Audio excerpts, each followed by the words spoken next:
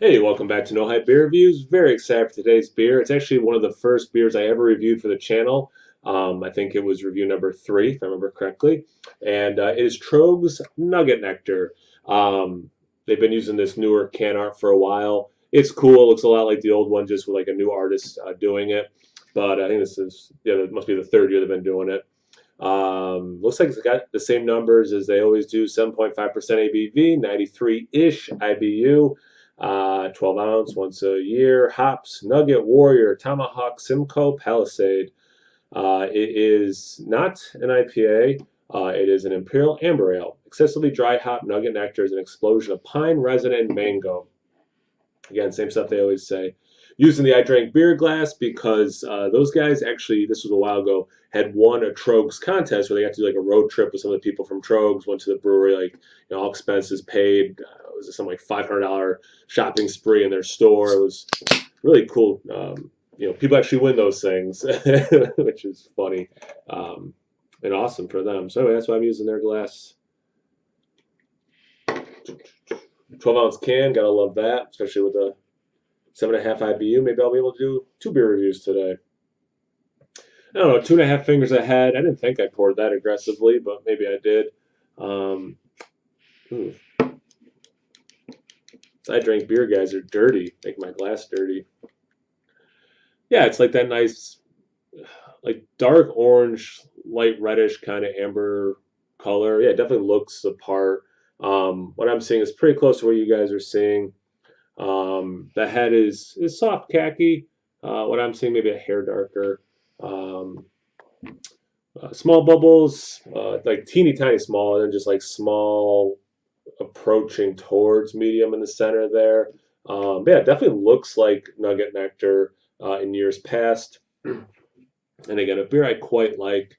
I don't know. It'll be interesting to see if this year people are still looking forward. It's once a year these limited releases, but now like so many breweries are doing limited releases every week. So we'll see. But I always look forward to it. I'm super excited for it. Let's get into the aroma.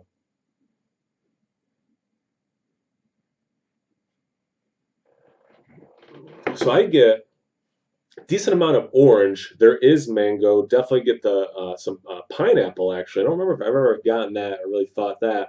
Um, but citrus is the first thing jumping out at me.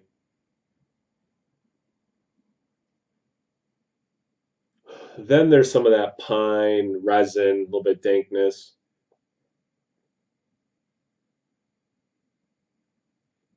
Toasted bread, definitely a bread, like bready, not TT, bread as in white bread. Um, a bready note that's kind of toasted.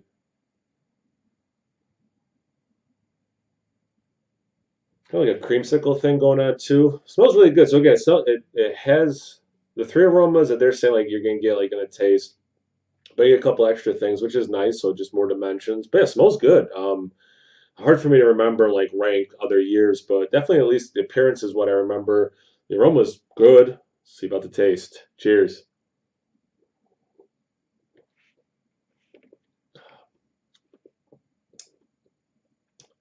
Wow, a lot of okay, a lot of resin and pine, but I've talked about this a couple of videos in the last few months. I have not had that like West Coasty, piney, resinous, style IPA in a while. I know this is not an IPA. It's not jarring, but it does kind of take you back, like, oh, whoa, yeah, those flavors do exist in beer too, because it's been a while. Um, Refreshing, pleasant, yes, wow.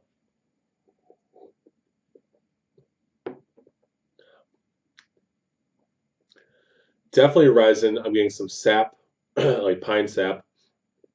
So heavy on that in the best possible way. Yeah, really very piney. The mango is there without a doubt. I get the citrus, mostly in the form of orange zest, but I do get that in there as well. The pineapple I got in the aroma, I'm not pulling out of the taste at all, actually.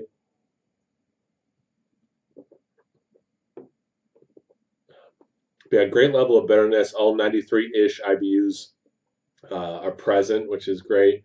For 7.5%, it's not thin, but it's less than medium mouthfeel for me. But again, like in this world of where I've been drinking a lot of big ABV stouts, barley wines aged in bourbon barrels, other kinds of barrels, drinking IPAs that have oats and lactose, wheat, whatever, have these big mouth feels. This beer is a throwback. I should release this video on a Thursday, apparently, of a lot of classical beer, at least American beer flavors, before some of the newer trends. And when I say newer, I mean the last, what, 5 years or so.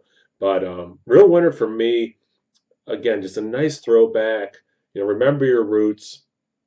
Um, as an aside, I see a push for February to do flagship February, like Sierra Nevada's Pale Ale, right? Boston Lager from Sam Adams, um, just like breweries' flagship beers.